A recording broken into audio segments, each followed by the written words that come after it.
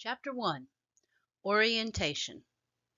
In this chapter, we're going to spend some time looking at the basics of the trucking industry, how it's regulated, the qualifications that you must meet, and some of the terms you need to understand. The trucking industry is subject to government regulation. It is intended in part to ensure the safety of those in the industry, as well as the general motoring public. Part of being a professional driver is knowing and complying with the regulations that affect you and your industry. The Federal Motor Carrier Safety Administration is an agency of the U.S. DOT, which is the Department of Transportation. They issue and enforce the bulk of the regulations interstate motor carriers and drivers must follow. These regulations are commonly referred to as the FMCSRs. The FMCSRs establish basic safety rules and standards for motor carriers, drivers, other employees of motor carriers, and commercial motor vehicles. Topics covered in the FMCSR include driver qualification and disqualification, hours of service or logbooks, commercial driver licensing standards, drug and alcohol testing, and vehicle condition and inspections. Most states adopt at least some of the FMCSR for intrastate operations. Since requirements vary from state to state, it's your responsibility to understand the regulations of the states that you'll be traveling in before you hit the road. Other agencies that you should be aware of. Let's start off with the Department of Transportation, or the DOT. They serve the United States by ensuring fast, safe, efficient, accessible, and convenient transportation system. The DOT also enforces all local, state, federal laws pertaining to transportation. So when you get pulled over on the side of the road or pulled around back at a weigh station, it's the DOT that's pulling you over to do an inspection. The CVSA, or Commercial Vehicle Safety Alliance. It is an international organization comprised of local, state, provincial, territorial, and federal motor carrier safety officials. Their mission is to promote commercial motor vehicle safety. The CVSA organizes and conducts several safety blitzes a year. They usually do one in early summer, usually around the beginning of June, and then in September as well. These safety blitzes, what they do is they'll pull in thousands of drivers across the United States and just do mass inspections to make sure that we're all safe and complying with the standards.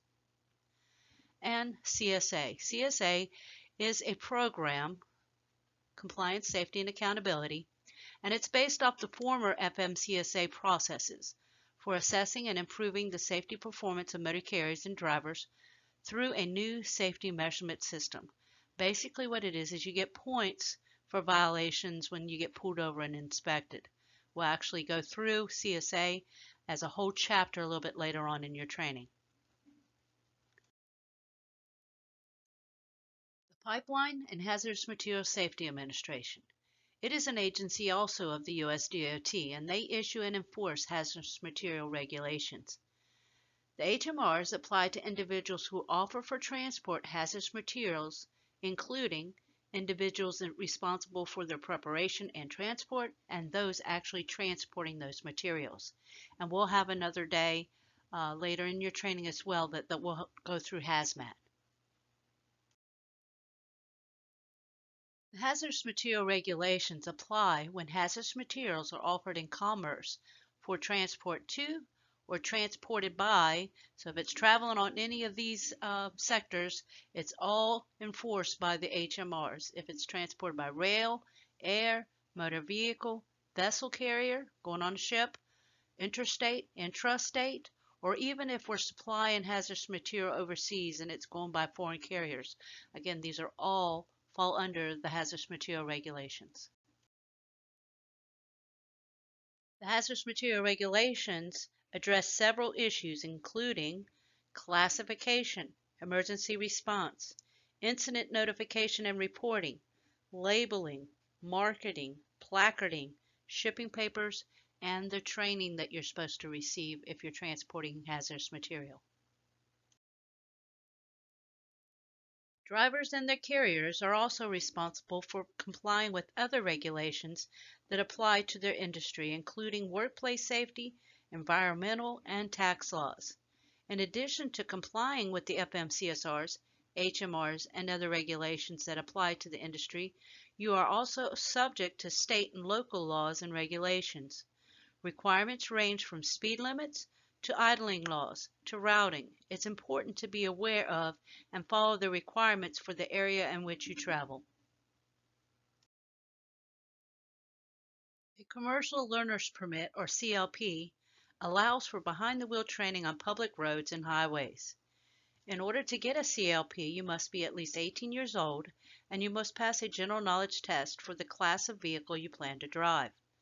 You also have to pass a written test for combination vehicle or air brakes if the vehicle you'll be driving is a combination and or has air brakes. If you're going for your Class A, you'll need all three tests. If you're going for your Class B, you'll just need general knowledge and air brakes. There are additional requirements that must be met as part of the CLP application process. You will have to take to the DMV your valid medical certificate when you go to pass those tests. You also have to provide vital information to the DMV and certify that you're not disqualified, meaning your license hasn't been revoked or suspended for any reason, and certify that you only have one driver's license. Your next step, if you haven't already done so, is to obtain that learner's permit. And once you have the learner's permit, make sure that you carry it at all times. Not only do you need the learner's permit, you need your driver's license and medical card in your possession as well. So 3 things that you need to have in your wallet, and that's learner's permit, license, medical card or certificate must be in your possession. Our instructor should be checking every day before you go on the road to make sure that you have it. Once you're able to go to the range, you can work on the range doing backup maneuvers and pre-trip without the learner's permit, but the learner's permit's needed to go on the road with any of us. And when operating that commercial motor vehicle on the road, the learner's permit must always be accompanied by a holder of a valid CDL who has the proper class and endorsement necessary to operate the commercial motor vehicle. That would be our instructors. They're going to be there, and in case anything happens, they could take over the vehicle.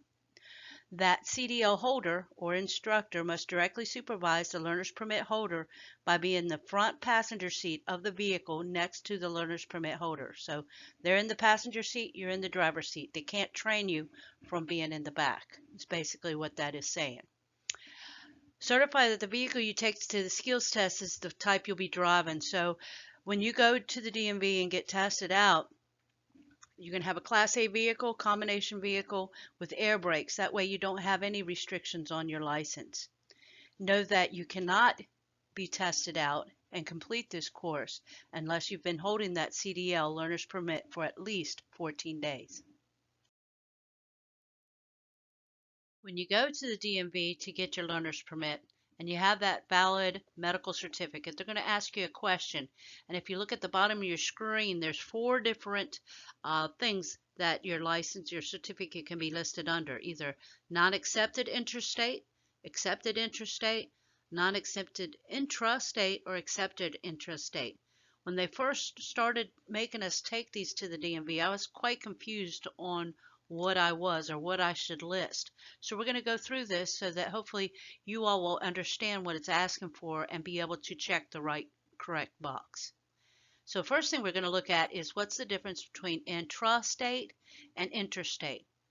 Intrastate is if you're in commerce only involved in the state.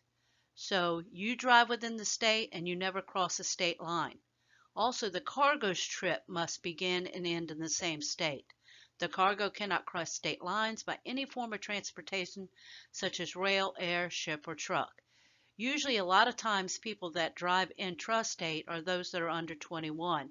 There are other instances of people needing to stay intrastate, but for the most part, most of us are going to want to be interstate, meaning we can cross state lines. Not only can we drive across state lines, the cargo can go across state lines as well. So it can go state to state, from overseas, across U.S. borders. Hauling interstate cargo within a state is also considered interstate commerce. And now that we know the difference between those two, let's look at the difference between non-accepted and accepted. Non-accepted just means that you need a medical certificate. Accepted means you don't need a medical certificate, and it lists here people that don't need a medical certificate. And I'm not going to name them all, but I'm just going to pick a couple of them out so you can see what we're talking about, like fire truck and rescue vehicles during emergencies and other related activities, or maybe to beekeeper and seasonal transportation of bees, or private motor carrier of passengers for non-business purposes, transportation of migrant workers, or transport human corpses or sick or injured persons. All these people are accepted. We're going to be non-accepted. So if you go back, think about it. We need non-accepted interstate is what most of us are going to be checking off when we turn in that medical certificate to the DMV. And the next subject we're going to talk about is the different classes of CDLs. And knowing which class you're actually driving under or what class you need to drive a particular vehicle is extremely important.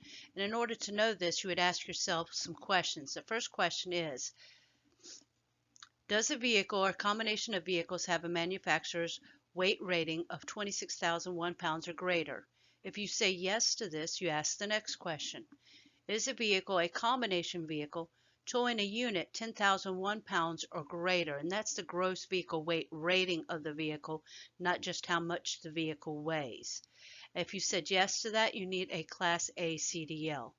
If you said no to that, then you would go back and say, does the vehicle, single vehicle, have a gross vehicle weight rating of 26,000 pounds or greater? If you say yes to that, you would need a Class B. And here you could see the main difference between a Class A and a Class B is all Class A vehicles are a combination, where not all Class B vehicles are a combination. Most of them are single vehicles. Now you could have, like I discussed earlier, a dump truck towing a vehicle, but if that vehicle you're towing has a gross vehicle weight rating of less than 10,001 pounds, then you're still a Class B. But if it's more than that, then you would need the Class A to drive that vehicle. If you said no to that, then you would ask a couple of questions. Is the vehicle designed to carry 16 or more people, including the driver? Or does the vehicle require hazardous material placards or transport hazardous material? If you say yes to that, those require Class C CDL. If you said no to all these questions, you don't need a CDL.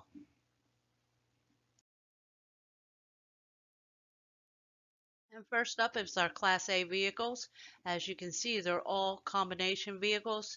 Again, tractor has a gross vehicle weight rating of 26,001 pounds, and what it's hauling or towing has a gross vehicle weight rating over 10,001 pounds.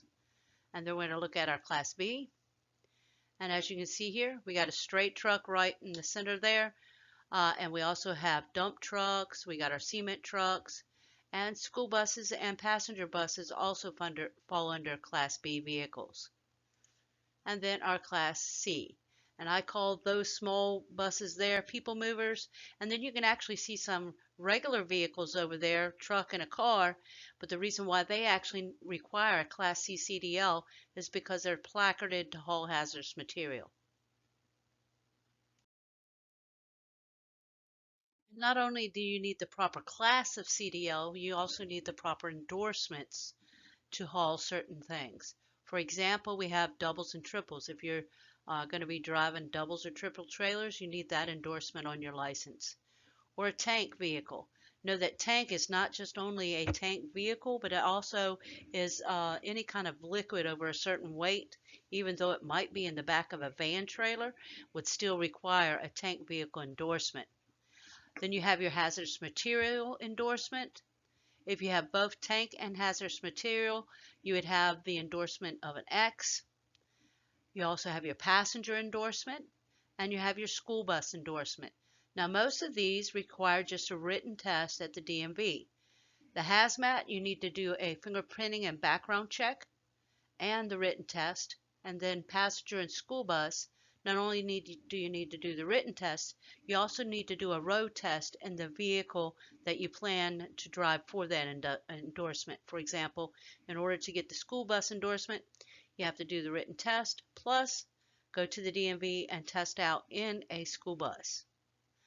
Know that also besides endorsements, we have restrictions that can be placed on a license as well, and they can be on there for various reasons, like if you didn't pass the air brake test, or you didn't take a vehicle to the test site and test out in it that had air brakes, then you would have an air brake restriction, meaning you couldn't drive anything with air brakes.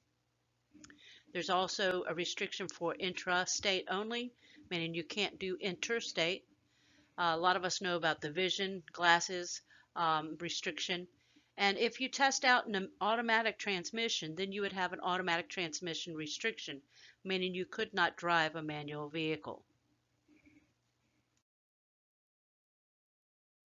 In the FMCSR's 391.11, it states that you must meet certain requirements in order to operate a commercial motor vehicle. These are your driver qualifications, and this is driving in interstate commerce. You must be 21. You must be able to read, write, and speak English, drive a truck safely, pass a DOT physical exam. Most of y'all have already done that and have your medical certificate. Have one current CDL. Provide a list of violations. You'll do that with every carrier that you apply to. You're not disqualified to drive. Again, your license isn't suspended or revoked for any reason.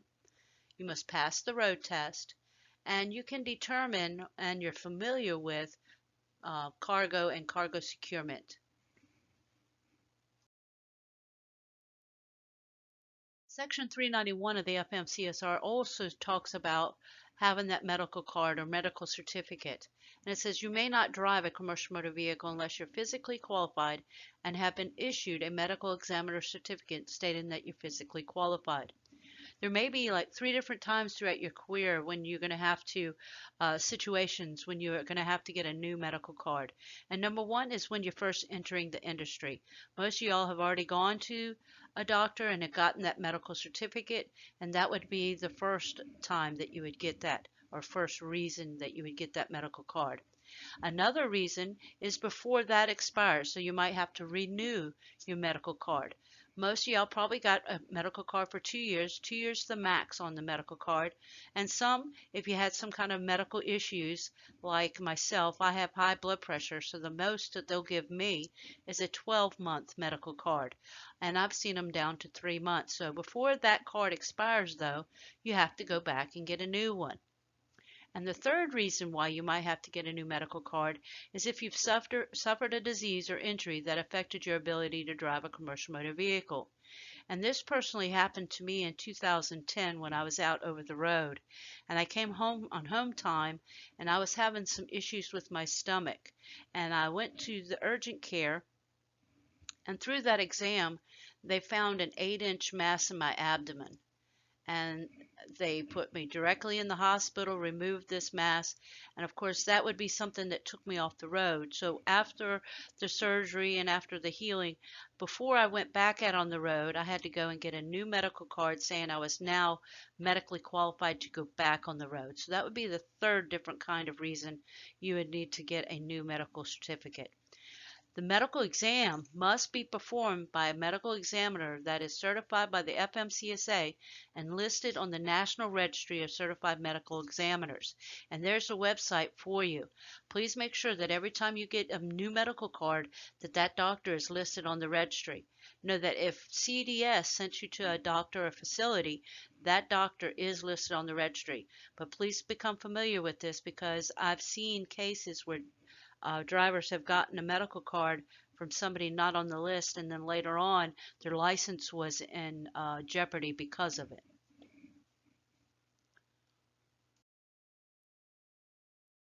This medical card or certificate is 100% the driver's responsibility, meaning it's your responsibility to have it in your possession, and it's also your responsibility to make sure that you get it renewed before the old one expires.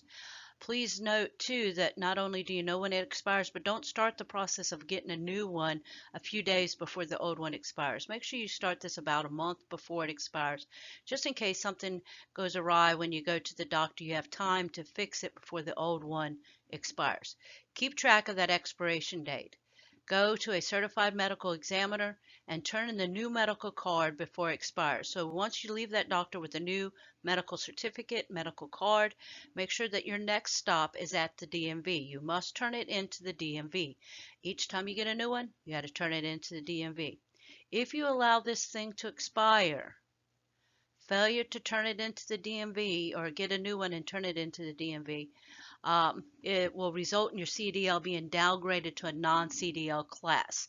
Now, each state has a little grace period after it expires. I don't know what that grace period is. It might be just 7 days. But once that 7 days has passed, once it's expired, now your license goes down to a non-CDL class. And again, I've heard a lot of stories of this happening as well. So make sure that you get a new one and that you take it to the DMV and you get it listed on your license so that you don't have to worry about it going down to a non-CDL class. This medical certificate is extremely important, and I hope you can understand why. It's all about safety. It's safety for you while you're on the road, and it's safety for the motoring public that's around you. So in the FMCSR, it also talks about when you would not be considered physically qualified to drive a commercial motor vehicle. And some of those reasons we're going to talk about now. If you've lost a foot, leg, hand, or arm, and have not been granted a skilled performance evaluation certificate. A Skills Performance Evaluation Certificate is a document issued by the FMCSA, and it allows drivers with missing limbs or physical impairments to operate a commercial motor vehicle. To obtain an SPE certificate, a driver and motor carrier must apply with the FMCSA. So if you do suffer from any of these things that we're going to be talking about, you can still drive if you go through these steps and process in order to get this waiver. You could still drive. I've seen several drivers with missing legs, arms, in a wheelchair, still be able to do what they love doing, which is driving that truck. Some other things is if you have an impairment of a hand, finger, arm, foot, or leg, which interferes with your ability to perform normal tasks associated with driving a commercial motor vehicle, or heart disease, which causes chest pain, fainting, shortness of breath. Chest or breathing problems like chronic asthma, emphysema, or chronic bronchitis. High blood pressure, likely to interfere with driving. Meaning, like me, I told you I had high blood pressure, but I take medications to keep it under control and keep it under the point of where I can still obtain a medical card. Loss of movement or feeling of part of your body. Diabetes requiring insulin for control, unless the requirements of Section 391 have been met. A driver with diabetes that is treated with insulin for control is physically qualified to drive a commercial motor vehicle if he or she meets all the other physical qualification standards, has the SPE certificate, and has been evaluated by a medical examination performed by a medical examiner. More reasons why you might not be considered physically qualified are if you have any sickness, which is likely to cause loss of consciousness, or any loss of ability to control a commercial motor vehicle, or any mental problems likely to interfere with your ability to drive the commercial motor vehicle safely. Poor vision that affects your ability to see objects that are far away. You may use glasses or contact lenses to correct your vision. Objects to the side, or traffic signal colors. Or if you have poor hearing, you must be able to hear a loud whisper voice in your better ear at no less than 5 feet with or without the use of a hearing aid, or pass a hearing test on a doctor's testing machine. You're also not considered physically qualified if you have a current clinical diagnosis of alcoholism. Also, you may not drive a commercial motor vehicle if you use certain drugs and/or dangerous substances unless prescribed by a doctor. There's an exception, however, that allows you to use such a drug or substance if prescribed by a doctor who's familiar with your medical history and assigned duties, and who has advised you that the prescribed drug or substance will not adversely affect your ability to safely operate a commercial motor vehicle. In this instance, when you are prescribed a drug, make sure that you always carry the paperwork with you from your physician stating that it shouldn't affect your driving. We're now going to discuss your driver qualification file. A motor carrier is to maintain a current driver qualification file for each driver employees. This DQ file must be kept the entire term of your employment and for up to 3 years after you leave that employer. Again, all this is that documentation that proves that you're qualified to drive a commercial motor vehicle. Let's take a look at some of the documents that must be in that file. Your application for employment, your initial MVR from your state, the road test and certificate, your medical certificate, the MVR that includes medical certification status and self-certification information, your annual MVR from the state, a note concerning the annual review of your driving record, driver's annual list of violations, note certifying that the medical examiner who issued the medical examiner certificate is listed on that website. And if you do have a SPE, that is also in that file. Now we're going to take a few moments and look at things that can disqualify you from driving a commercial motor vehicle. A driver holding a learner's permit or CDL can be disqualified from driving a commercial motor vehicle if convicted of certain offenses while driving any type of vehicle. This includes your personal vehicle. So as soon as you put that learner's permit in your pocket, you're now held to a higher standard. And not only while you're driving a commercial motor vehicle, but while you're driving your own personal vehicle, these rules and laws apply. Major offenses. Under the influence of alcohol and drugs, refusing to take an alcohol test, leaving the scene of an accident. And this is leaving the scene of an accident where there's damage of any amount. Please do not leave the scene. Even if it's just a very minor damage, please take care of the issue right away so it doesn't ruin your career.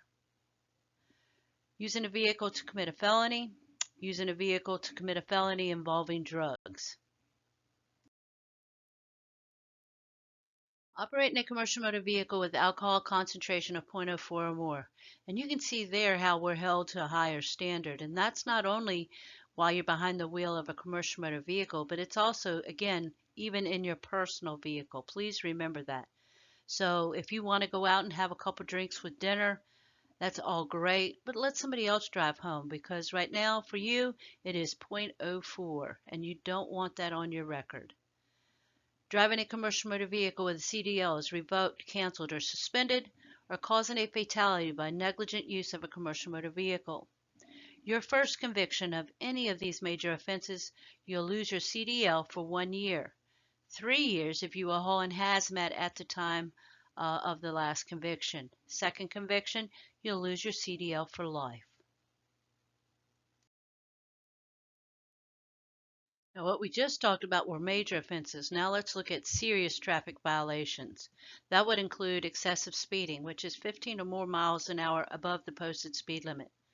Reckless driving, improper erratic lane changes, following too close, violating a state or local traffic control law, driving a commercial motor vehicle without obtaining a CDL, driving a commercial motor vehicle without the CDL in your possession, driving a commercial motor vehicle without the proper class of CDL or endorsements, violating a state or local law prohibiting texting while driving, and violating a state or local law prohibiting the use of a handheld mobile telephone while driving a commercial motor vehicle. Let's take a look at that picture on this slide right here. That is a DOT officer, and can you tell what he is driving?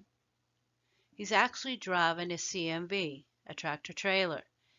They are now out there patrolling the highways in commercial motor vehicles. And the reason why they're doing that is because they couldn't see what drivers were doing in the cabs of their truck down in patrol cars. So now they're actually up in semis and driving around.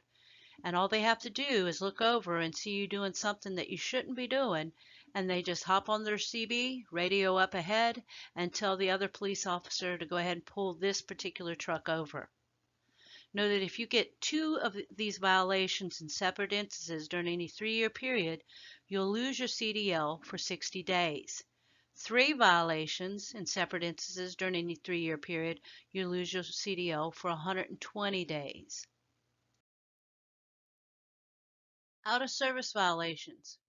A driver may be placed out of service by an enforcement officer for a certain period of time or until a certain problem has been corrected. So let's say he pulls you over and he found you had a flat tire.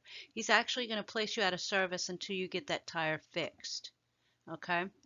This typically happens at weigh stations or during roadside inspections.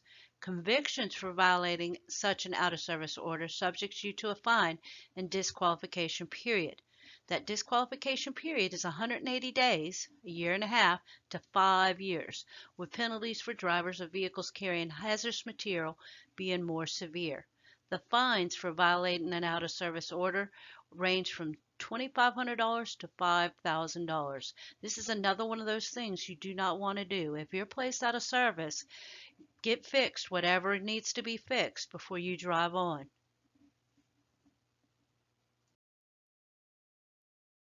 Now we're going to look at offenses or disqualifications for convictions of things happening at railroad crossings. There are 6 different things here that you shouldn't do at railroad crossings. Number 1, a driver fails to slow down and check that the tracks are clear on an approaching train.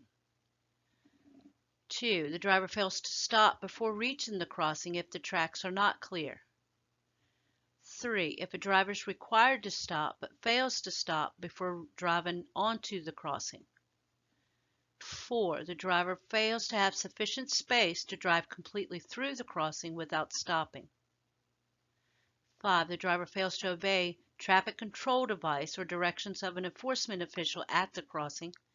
And 6, driver fails to negotiate a crossing because of insufficient undercarriage clearance.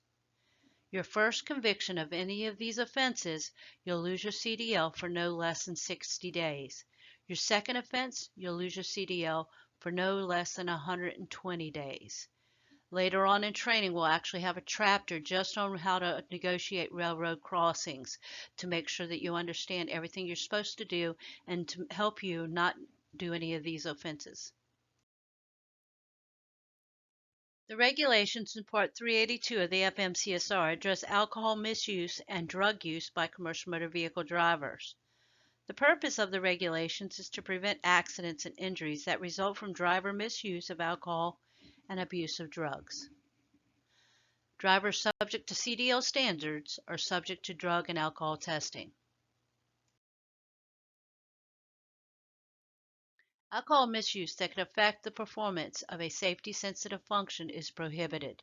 This includes use while performing any safety-sensitive function, use up to 4 hours before performing any safety-sensitive function, reporting for or being on duty with an alcohol concentration of 0.04 or more, use during 8 hours following an accident or until a post-accident test has been performed, refusal to take a required test, and you may not perform a safety-sensitive function with alcohol concentration of 0.02 to 0.04 for at least 24 hours. Other drug prohibitions are use of any drug unless prescribed by a doctor. Also, please make sure that if you are prescribed by a doctor a medication, please keep it always in the original bottle. Never take it out and let's say put it in a Monday, Tuesday, Wednesday, Thursday little container. Always keep it in the original bottle. Another prohibition, testing positive for drugs. Having an adulterated or substituted drug test result, refusing to take the required test.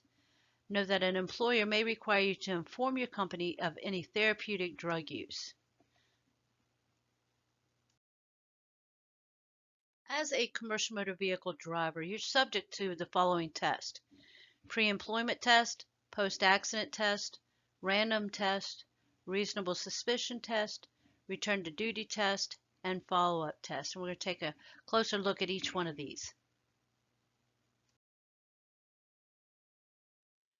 Pre-employment testing. Your motor carrier must receive a negative result prior to allowing you to drive or perform any safety sensitive function. Know that when you leave us, you're going to be going for a new job, and everybody is going to do an alcohol test. They're either going to do alcohol and drug or just drug. So be prepared for it. Don't do anything that could give you a positive result on any pre-employment test. As a commercial motor vehicle driver, if you're involved in an accident, it doesn't matter if it was your fault or not. The determination if you'll get drug and alcohol tested is three things. And the easiest way to remember these three things is hearse, nurse, tow. Hearse, if somebody dies at the scene, you'll be drug and alcohol tested. Nurse, if somebody needs medical treatment away from the scene, you'll be drug and alcohol tested. And tow, if any vehicle is towed from the scene of the accident, you'll be drug and alcohol tested. They have up to 8 hours to do the alcohol test and up to 32 hours to do the drug test. Remember, you must always remain available until tested. It will be considered a refusal if you're not available. You may not use alcohol for 8 hours or until testing is complete. The FMCSRs require carriers to test a specific percentage of drivers each year. These tests are unannounced. They randomly select the drivers that need to go for testing by a scientific valid method. Know that the drivers have an equal chance of being selected each time. So even if you've taken a test, you're put back in the pool so you could be also selected the next time as well. And if you are selected, you must immediately go to the test site once you're informed that you've been selected, and not going to that test site would be considered a refusal to test. Another test that you're subject to is reasonable suspicion. You must take an alcohol and or drug test if a supervisor believes that you've been using alcohol or drugs. The supervisor's suspicion must be based on specific, clearly stated observations of how you look, act, talk, or smell. Suspicion of drugs may also include withdrawal. Alcohol testing authorized only if observations are made during, just before, or just after you perform any safety-sensitive function, and drug testing is authorized at any time reasonable suspicion exists when on duty. If at any time through your career as a commercial motor vehicle driver you fail a drug or alcohol test, you must go through a process to return to duty. That process entails being evaluated by SAP, which is a substance abuse professional. You must participate in their prescribed education treatment program. Once you've continued through their program and they've released you, you must go undergo a return to duty test. In that return to duty test, you must get an alcohol concentration of 0.02 or less, and of course you must have a negative drug test result. After you return to duty, know that you'll have at least 6 unannounced follow-up tests that first year, and then for up to 5 years of unannounced follow-up tests. Refusal to test is treated the same as a positive test, and you can't perform any safety-sensitive functions until the return to duty process is totally complete. Okay, now we're going to get to what I call the fun stuff, the actual talking about trucks. All right, there are many types of commercial motor vehicles that you may be called upon to operate throughout your driving career. And so we're going to go over some basic terms so you understand if we use these terms. Know that also when you get out on the range or the road, we as truck drivers have our own little terms. If we ever use a term that you don't understand, please ask us what it means. For example, a gator in the road. We're not actually talking about an alligator in the road. We're actually talking about a piece of tire. So sometimes we forget and we use our trucker terms, and maybe you don't understand. So make sure that you always ask questions. For example, a tractor is what we call just the power unit. We call it a tractor.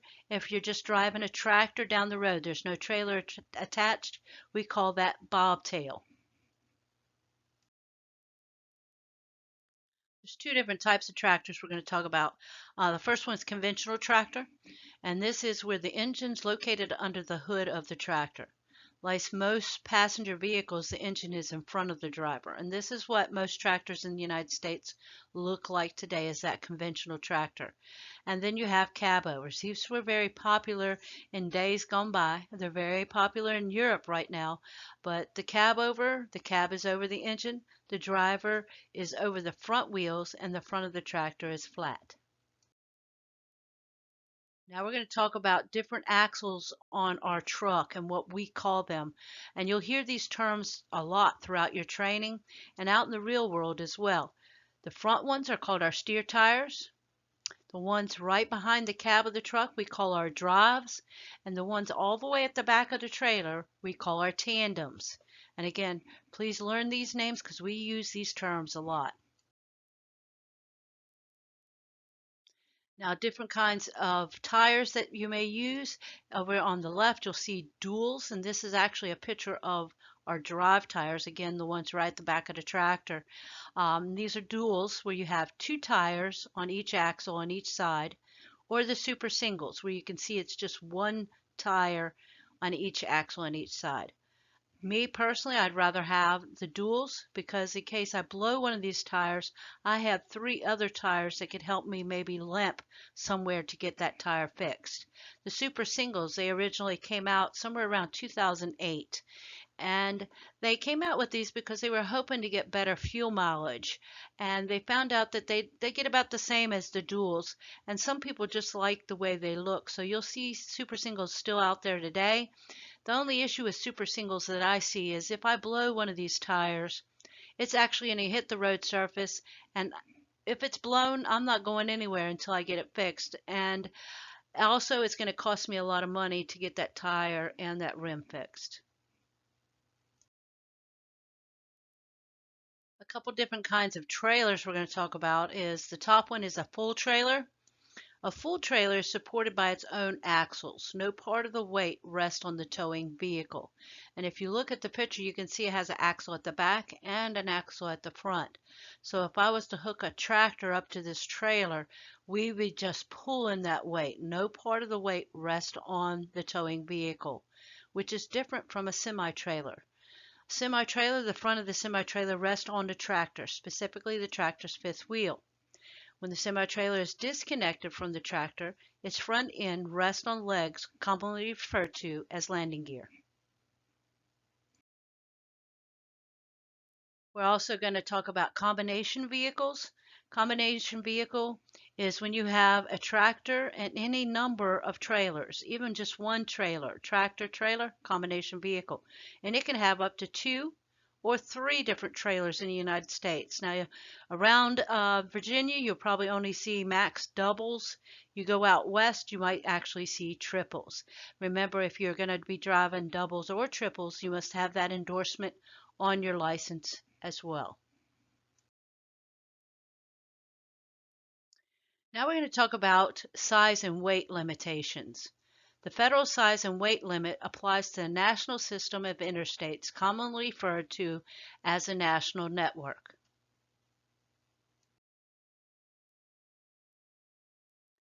In addition to the federal requirements, each state has laws that address legal vehicle size and weight. These laws cover the legal limits for weight, height, length, and width of vehicles and or trailer configurations. So not only do you need to know the federal requirements, you also need to know the state requirements of the states that you're traveling in.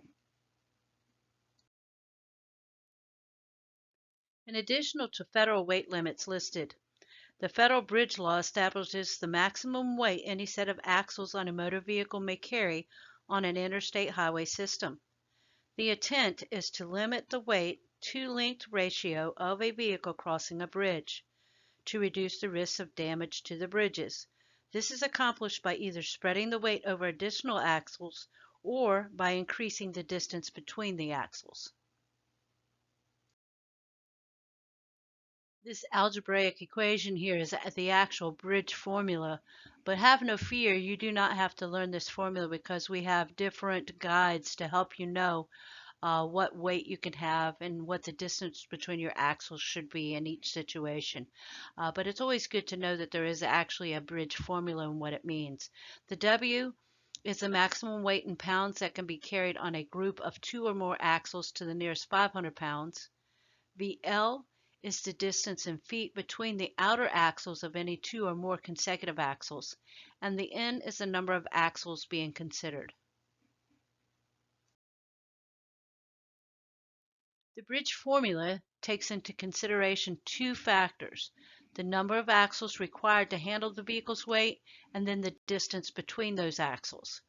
To check compliance with the bridge formula, you'll need to know the actual weights on each axle group and measure the actual spacings on your vehicle. As you can see here is a very good illustration of what we were just talking about. The picture over here on your left shows the spacing between the axles, and that's one piece of information you're going to need to know. And then the other illustration on the right shows the weights on the axles. So it says 10,620 on the steers, 32,740 on our drives, and 33,600 on our tandems, with a gross vehicle weight rating of 76,960. So we have to know all this information to make sure we're in compliance with the regulations. This is that table I was talking about that you'll learn to read and be able to figure out if you're in the proper weight. It goes by the number of axles across the top and then the spacing between the axles. And then it'll tell you exactly max weight you can have on those axles. And this is a very easy table to read, and you'll find it at the beginning of your Rand McNally Motor Carrier Atlas and some other places where you can reference this as you're out on the road. Way stations. I'm sure we've seen these out on the road in our travels. And what they do is they just make sure that we're in compliance with those regulations that we were just talking about. They are staffed with law enforcement, and they're equipped with scales to ensure the drivers and their vehicles are in compliance with the size and weight laws. Now, know that not only can you be scaled at a weigh station, a lot of law enforcement officers have portable scales as well to make sure that you're in compliance. Not only do we need to be familiar with the regulations about our weight, we also need to be concerned about our height, our width, and our undercarriage clearance. As far as our height, know that the regular typical tractor-trailer combo is about 13.6, but always know exactly what the height is of your vehicle. And when passing under bridges and overpasses, never assume that the posted height is correct, and never assume what is listed on your GPS is accurate. The settling of pavement, repaving, resurfacing, or packed snow can change an overhead clearance, so when in doubt, choose another route. Always go slow if you're questioning it as well.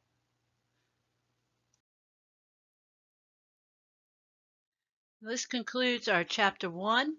I know we went through a lot of technical terms, and we laid a foundation for the rest of your training.